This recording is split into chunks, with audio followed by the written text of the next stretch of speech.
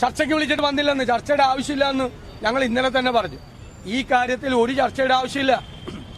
2 പ്രാവശ്യം ഇന്നലെ ഞങ്ങൾ സഭാ നടപടികൾ സ്തംഭിപ്പിച്ചു. ഇവിടെ പഴയ നടപടിക്രമം എന്താ?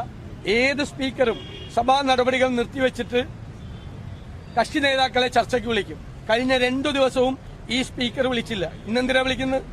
ഇന്നെന്ത് കാര്യത്തിനാ വിളിക്കുന്നത്? ഒരു ചർച്ചയുടെ ആവശ്യമില്ല.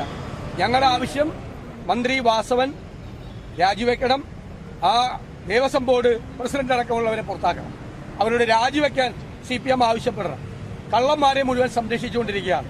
ദ്വാരപാലക ശില്പം കോടീശ്വരന് വിറ്റു എന്ന് മനസ്സിലായിട്ടു 2025 ഈ മന്ത്രി വാസവനും ഈ ബോർഡ് പ്രസിഡന്റും കൂടി വീണ്ടും അതേ ഉണ്ണികൃഷ്ണൻ പോറ്റിയെ വീണ്ടും ഇത് കക്കാൻ വേണ്ടിയിട്ട് ക്ഷണിച്ചിരിക്കുക. അതാണ് അവരുടെ കുറ്റം. കടകംപള്ളി ഇതിന്റെ ഇടനിലക്കാരനായി ഈ ഉണ്ണികൃഷ്ണൻ പോറ്റിയെ വെച്ചുകൊണ്ട് ദ്വാരപാലക ശില്പം വിൽക്കാൻ കൂട്ടുനിന്നു അന്നത്തെ ദേവസ്വം ബോർഡ്. ഇവര് വീണ്ടും ഇതെല്ലാം മൂടി വെച്ച്, ഇതെല്ലാം അറിഞ്ഞിട്ടും ഇത്രയും വലിയ കളവ് ശബരിമലയിൽ നടന്നത് മൂടി വെച്ചിട്ട് വീണ്ടും വിളിച്ചിരിക്കുകയാണ്.